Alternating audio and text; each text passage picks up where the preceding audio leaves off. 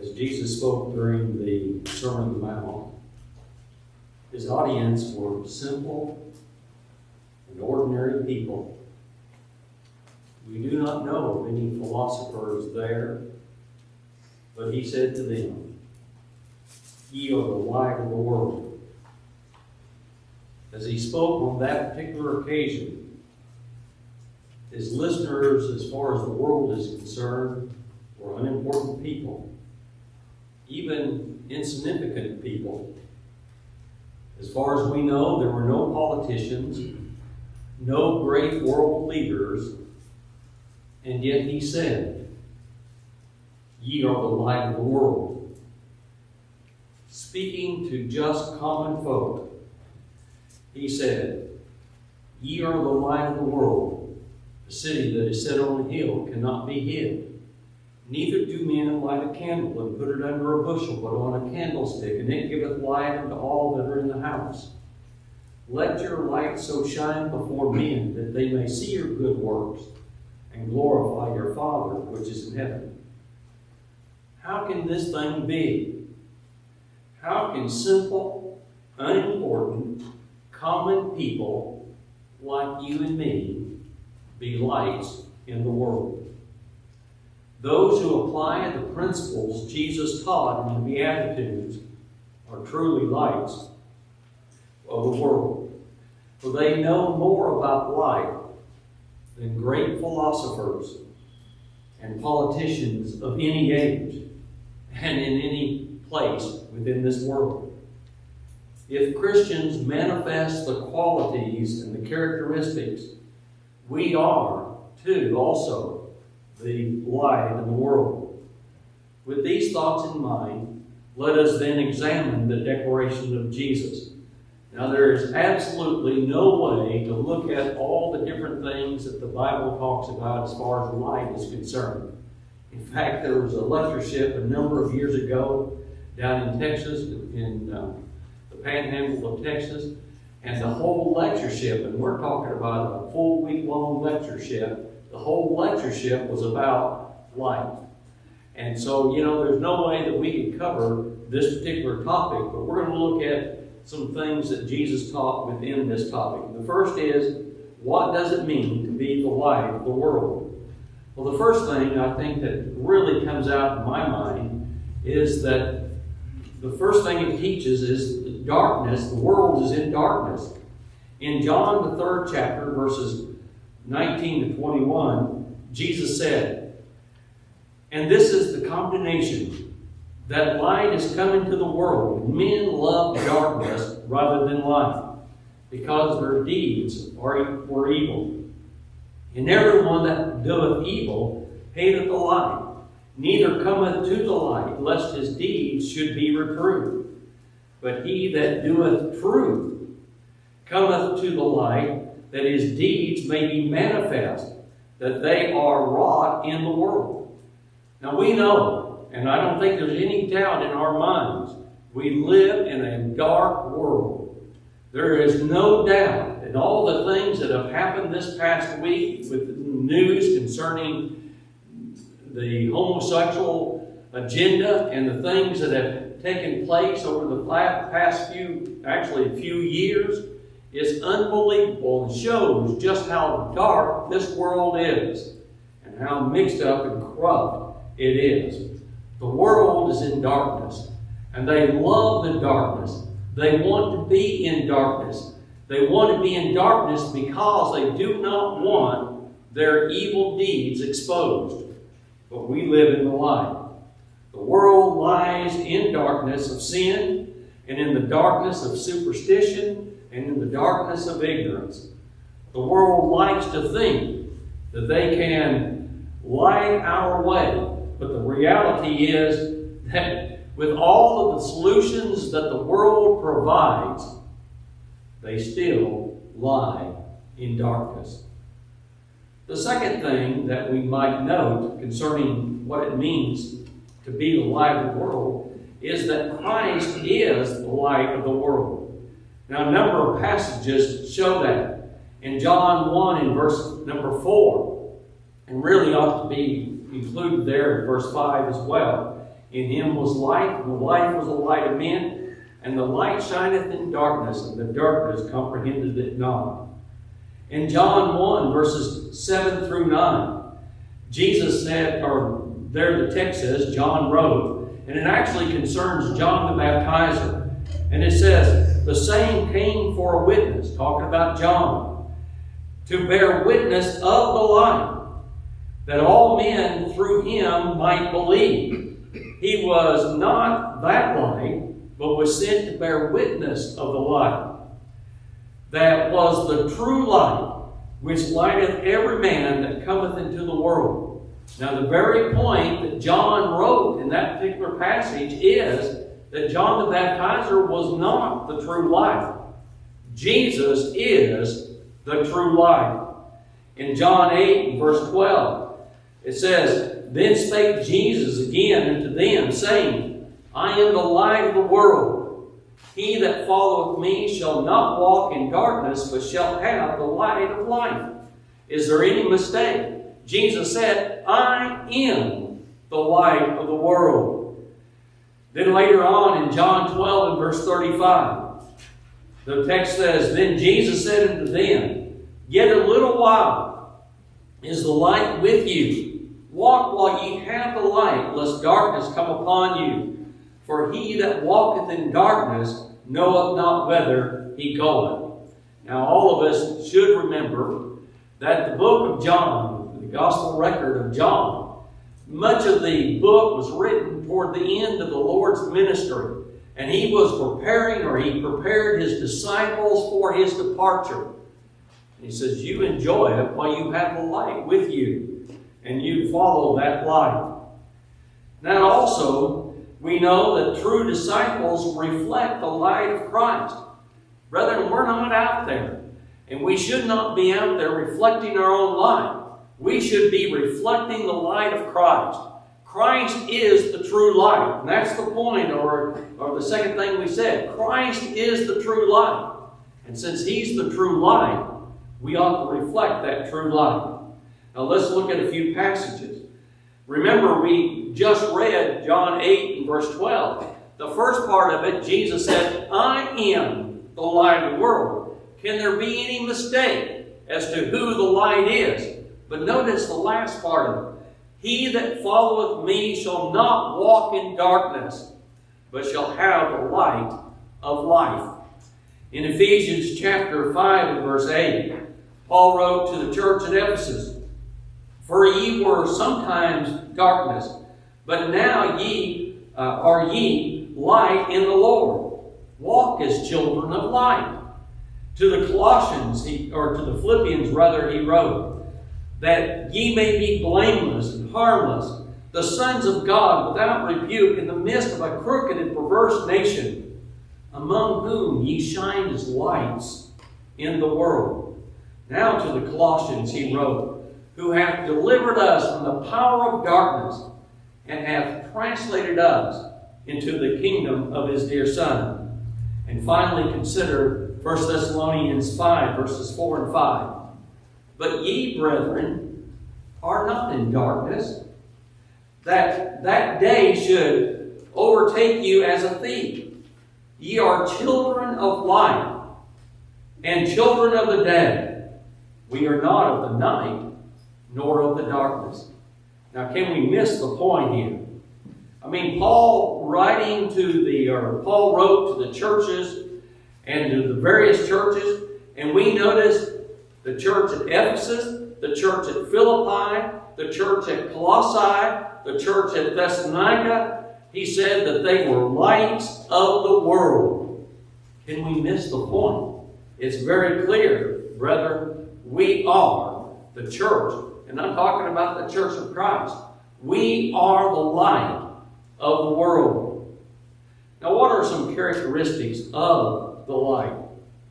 Well, the most basic characteristic is that light lights. I've always enjoyed a good flashlight. And I don't know, our kids, at one point, they decided that every year they would buy me a flashlight.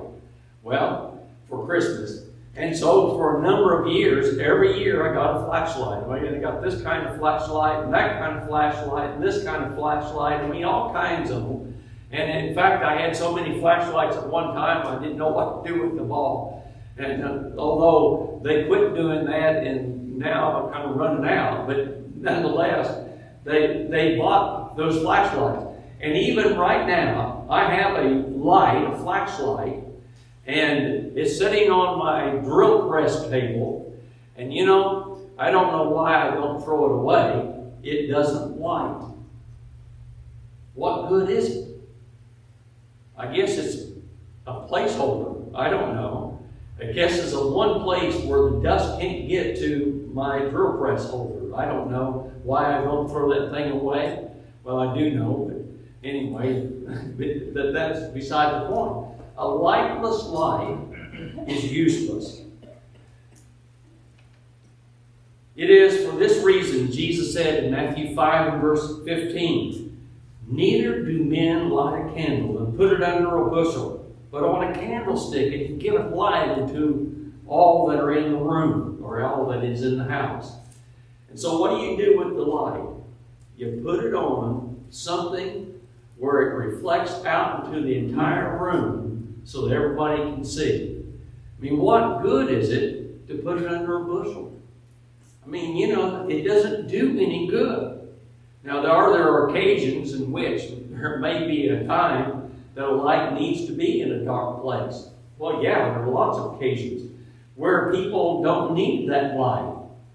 Well, you know, I remember some hard winters up in Kansas, and it was very common for folks to have frozen pipes during winter times and during winter storms. And so sometimes they put incandescent because they're so hot, and they would put that underneath their porch or somewhere like that to provide some heat. And so you have some light that isn't really used for producing light. But the fact is, a lightless light is really of little value. We put a light out in order for us to see. A light that does not give light is like salt that has lost its savor. It is good for nothing. A lightless light is like a Christian who's a Christian in name only. Think about this for a second. That Christian has all the appearances of being a Christian, but none of the qualities. And now that fits the context well. You see, we're talking about the qualities of the Beatitudes.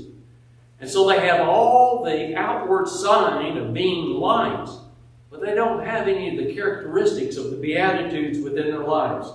They have a form of godliness, but denying the very power thereof. 2 Timothy 2 and verse number 5, 3 verse 5. He has enough Christianity to make his life totally miserable, but not enough Christianity to make him happy or at peace or with joy. Such people are really, quite frankly, pathetic. And they are really the most pathetic people in all the world, for they get no pleasure in their worldliness, and yet at the same time, they get no pleasure from being a Christian. And to the Lord's cause, well, they're useless, lightless lights. A second characteristic of light, and this again is taken from Jesus' description, is that light is self-evident and obvious. In Matthew 5 and verse 14, he said, "Ye are the light of the world. A city that is set on a hill cannot be hid." Now, I know that most of us are not old enough to remember the Second World War. You'd have to be, quite frankly, pretty old to remember it, although there may be a few that do. But for the most part, we don't remember that. But I remember the vehicles they had, and I also remember the people that talked about the fact that they would turn off all the lights in the city so that there was no way for people to know where that city was and different things like that. Because a city that is set on a hill is obvious. And that's the very point that Jesus made. It's self-evident and obvious. True discipleship cannot be hidden. It cannot be put under a bushel. However, some try to hide the obvious, and we know all kinds of people, and probably and most likely we're guilty of it ourselves when we have tried to hide the light that is within us. But isn't it utterly ridiculous for a city set on a hill cannot be hid? You know, I think about on Sunday morning, and although we don't normally do this, especially not anymore, but I remember many times going to McDonald's, especially going out visiting in churches and different things like that, and stopping by McDonald's or someplace similar to McDonald's and buying a sandwich. And I've had people actually laugh at me because I'm wearing a suit. Well, you know what? I just think to myself, how foolish can you be? Here you are laughing at me for doing what's right, and you know where you ought to be this morning, and I represent that. Well, you know, it's self-evident and obvious. We ought not be ashamed of our Christianity. And I'm certainly not saying you have to wear a suit to be evident of being in Christ. But at the same time, if you're headed to services, don't be ashamed of it. Don't hide yourself and hide the fact that you're in Christ. If light does not shine, it is not doing what it's meant to do. And it cannot shine in certain places and doing certain things, certain activities. You see, what I'm saying is this. Are you listening? It cannot shine in the liquor store when you're in there buying a bottle of liquor. It cannot shine there. It cannot shine in the gambling casinos. And really, quite frankly, it doesn't make any difference why you're in that gambling casino. It cannot shine there. I know different ones that have gone in gambling casinos in order to get a cheap meal or to get a cheap hotel. But you know what it does? It identifies you with those who use those facilities for other reasons. It cannot shine while fussing with neighbors. It cannot shine while fussing with the little league coach. It cannot shine while you're fussing with the businessman downtown. It cannot shine while you're wearing immodest apparel. Are you listening to me, young people? Do you understand what I'm saying? I know the rest of the world says, oh, that's what everybody wears. Doesn't make any difference. You cannot allow your light to shine while you're immodestly dressed. It cannot shine while doing any evil thing or any evil deed. It just simply cannot shine. But then light also illuminates and banishes darkness. And that's really the point in Ephesians 5 and verse 13. But all things that are reproved are made manifest by the light. For whatsoever doth make manifest is light. And so we use that light, and we shine in dark places, and we shine in places that we can't see. But that illuminates those places as well. When we preach the Word, when we preach what the Bible teaches, we are shining that light. And it's reproving those who are in darkness of sin. In Luke 15 and verse 8, Luke recorded, and this is the words of Jesus, either what woman having 10 pieces of silver, if she lose one piece, doth not light a candle and sweep the house and seek diligently till she finds it.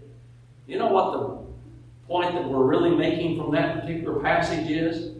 If you drop something and you really want to find it, is it not the case that you oftentimes have to get a light? Yeah. Even when you were in a lighted room, sometimes that's the case. And in fact, what I've done sometimes, because I want to find that little tiny screw that came out of that phone or whatever it might be that I dropped on the ground, and I've looked up on the ground and looked underneath everything, and sometimes you have to let the light shine toward you so you'll see that little screw that's on the ground. But you have to have the light in order to do that. We recognize when we flip on the switch in our houses that darkness is banished. And in some sense, because we flip on that light, do we not feel secure? And do we not feel comforted? Now, what does all that say? Being a Christian makes a difference. It banishes the darkness of sin, superstition, and ignorance. Another lesson that we might learn from light is that light burns sacrificially. Now don't think about it like we think about lights today. Think for a moment like what Jesus would have experienced in the first century. There were three basic things that were needed to make a lamp. You had to have some type of a dish or some type of a vessel. There had to be a wick and there had to be oil. Now, generally speaking, the dish that they would use is a little bit like that pot that you have, or that vessel that you have on your sheets there. And so sometimes they were shaped like that. Sometimes they were nothing more than a mold, and that's all there was. And they pour oil in it. And generally speaking, in Palestine, because of the availability of olive oil, then that's what they normally used, was some type of olive oil. And they had to have a wick. Now, because of the vessel, and they were made of molded mud that was heated in an oven and hardened in that way, they were very brittle. And so it wasn't unusual for those vessels then to be broken. But they had to be used nonetheless. And they would have to move around the house sometimes with that vessel in order to do the things they needed to do. Now take away any one of those three things. The vessel, the wick, and the oil. Take any one away, and you have no light. Now that's especially true with the expendable wick and the expendable oil. While the lamp burns, it sacrifices the wick and it sacrifices the oil. Now what's the application of all that? Christians must give of themselves in order for their light to burn. There is no place in the Lord's church for selfless, self-absorbed, self-reliant disciples. Those who would not let their light burn because they're afraid of using up their oil or using up their wick. Can you imagine someone says, well, I'm just not going to use my lamp. I know it's dark in this room, but I'm not going to use it because I'm afraid that someone's going to, or my oil's going to be used up and my wick's going to be used up. It reminds me of the director of the school that I worked with, and he was a little bit older than I am, not a whole lot, really only about 10 years. But he remembers his grandparents, and they lived down in Arkansas, and their house, in one of his grandparents' house, they had one electric light in the whole house. And that was about the time when they were electrifying the state, but that's all he had. But he was so afraid of using the electricity that he would only turn it on for just a short time in the evening, And then, after about an hour, he would walk over to the light bulb, and it was hanging down from the ceiling, and he would unscrew the light bulb so he don't use the electricity. What good is a lightless light, or lightless light? Well, you know, it's the same thing. What good is a Christian who will not let his light shine because he's afraid of using the wick and using the oil lamp? And the last thing that I wrote down is light guides and warns of darkness. And a couple of examples of that. The first is that consider the pillar of fire that guided the nation of Israel in the wilderness. And that's what Exodus 13 and verse 21 is about. And you could just imagine being a part of Israel and the pillar of fire that God used to guide them through the wilderness and how it would guide them. And also in Matthew chapter 2 and verse number 9, consider the star that guided the wise men from the east to come and know where the Christ child was. Well, they used that light, and God used that light, the star, the eastern star, to bring them to the Christ child in order to worship them. I remember when I was a kid in Boy Scouts, my dad was the scout leader, and my dad had a policy that in the evening time when it started to get dark, he would light a Coleman lantern, and that Coleman lantern would hold enough fuel that it would last most of the night. Well, you know, being kids, we decided one night, I remember this being basically in the center of eastern Kansas, and we were camped out in this particular area. And as boys, we were a long ways from any town. I mean, probably 5+ miles more, probably even further than that, from any town. But we decided that we would get away from camp and go walk in the fields, you know, and whatever, in the pasture. And so we walked away from the camp, and we crossed a couple of hills, and we kind of got lost in our way.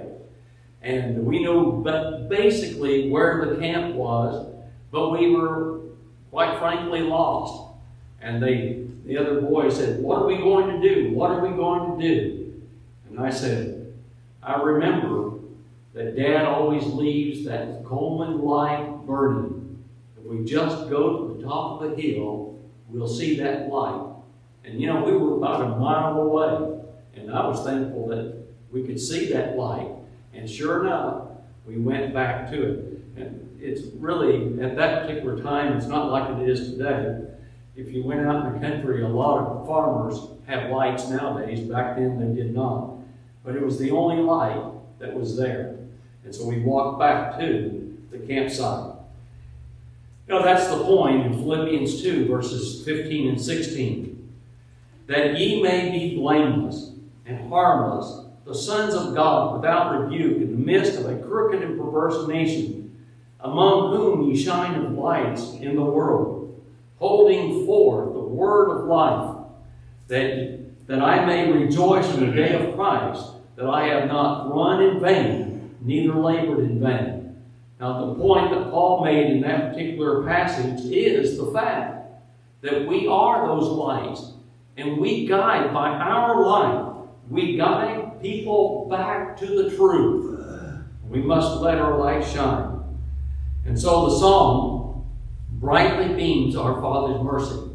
Now, I thought I would lead this song, but I think I'm going to turn it over to Brother Bill and let him lead the song. And all the words will be on the screen. However, you might want the song in the songbook. It's number 130. And so, Bill, if you'll come lead this song. Now, pay attention to the words and think about what we're talking about, and that is concerning light guides and warns of dangers. All right. Brightly beams our Father's mercy, from His light once evermore. What to us He gives the keeping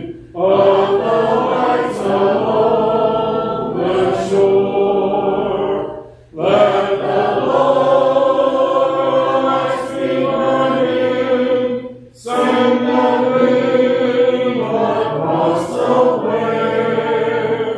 Some poor fainting, struggling seaman, you may rescue, you may save. Dark the night, on sin has settled, loud the angry billows roar. Eager eyes are watching longing for the lights along the shore. Let the Lord lights be burning, send the gleam across the way. Some poor fainting, struggling seaman, you may rescue, you may save. Trim your feet, oh let my brother, some poor sailor tempest tossed, trying now to make the harbor, in the darkness may be lost. Let the Lord lights be burning, send the gleam across the way. Some poor fainting, struggling seaman, you may rescue, you may save. Surely we get the picture of the words of this particular song. It is because we let our light shine that we might be able to convert the souls of men and help them find the way. They're walking in darkness and they need the way of the light of life. The last thing we want to consider is, what application does this have for me? Now, a true disciple work in order to glorify the Father. But we know all kinds of people that they glorify themselves and do the things that glorify themselves. But we must do the things that we do to glorify the Father. Again, in verse 16, he said, "Let your light so shine before men, that they may see your good works and glorify your Father, which is in heaven." But also notice that light shines conspicuously, in that it is seen but not heard. Well, you know, the fact is, many, they want to be heard, they want to be more than just seen, they don't want to reflect the true light, but rather they want to have that glory for themselves. But we've got to work and not let our work outshine the Lord, in some sense at least. Now, that's not really possible, but I know people that try to do that. And we must reflect that light, and we must not allow that light to make and glorify ourselves, but we must glorify the Father which is heaven. But it also works, the works of the workman, that is to be seen, and not the workman, because the workman should reveal the source of his light. You know, with photography, and though I'm not a photographer, although I do remember having some pretty expensive equipment and different things like that, and was really an amateur photographer in a lot of ways in the past. But the fact is, it has been said the best lighting is when there is no shadows. When the light is cast and the least amount of shadows. And I think it's so true. And so it is with Christians. The best light is when Christ shines out and He shines forth and nobody sees us. And that is, Christ is reflected by the things that we do, but they don't see us. They see Christ living in us. And while nothing of self is seen, Christians do not need a sign that says, look at all the things that I'm doing. We don't need a sign like that. We're not to glorify ourselves, but rather we're to give the one that gives light and life the glory. Now consider some cross-references of Jesus' stated purpose of our works in glorifying the Father. In 1 Corinthians chapter 10, but like any verse, and I've oftentimes said this, we have to keep it in context. In 1 Corinthians 10, he's talking about a struggle that the church in Corinth had in order that some were condemning others because they were eating meat sacrificed to idols and different things like that. And he said, whether therefore we eat or drink or whatever ye do, do all to the glory of God. It's not to glorify one another. It's not to glorify self. It's to glorify God. Let us never forget, whatever we do is to glorify God. And then also Ephesians 3 and verse number 21. He says, unto him be glory in the church by Christ Jesus throughout all ages, world without end. Amen. Be glory in the church. Who are we to glory? It is the Father. That's who we are to glory. And whatever we do, we're to do it to the glory of God, while self is absent.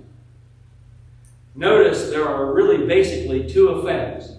Now Jesus said in Matthew 5 and verse 16, let your light so shine before men that they may see your good works. There's one effect. Christians glorify the Father by their works. That's one effect. And the second is that Christians cause others to glorify the Father and glory and see your good works and glorify the Father which is in heaven. Now that's basically what we're talking about. Now how can this be done? Well, it is done when Christians live like Christ. It is done when we apply the Beatitudes to our lives, and people can describe us with the characteristics of the Beatitudes. And it is done when Christians apply the characteristics of light to our life as well. Now it is done when we reflect Christ and not ourselves. You know, there are basically two kinds of people in the world. And this comes as no surprise. We all know this. We say it in different ways, but there are two kinds of people. You have children of light, as Paul described in Ephesians, and you also have children of darkness. Now that's the only two kinds of people there are. Either we're in the light or we're in darkness. It's one or the other. Now the whole world is divided into one of those two categories.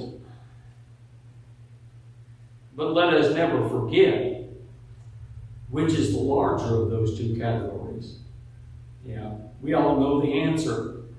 So we are either children of light in a small group, or we are children of darkness in a larger group. So we have to ask, does Christ shine through your life? Can people see Christ living in you? Do the things that you do bring glory to God and cause others to glorify Him?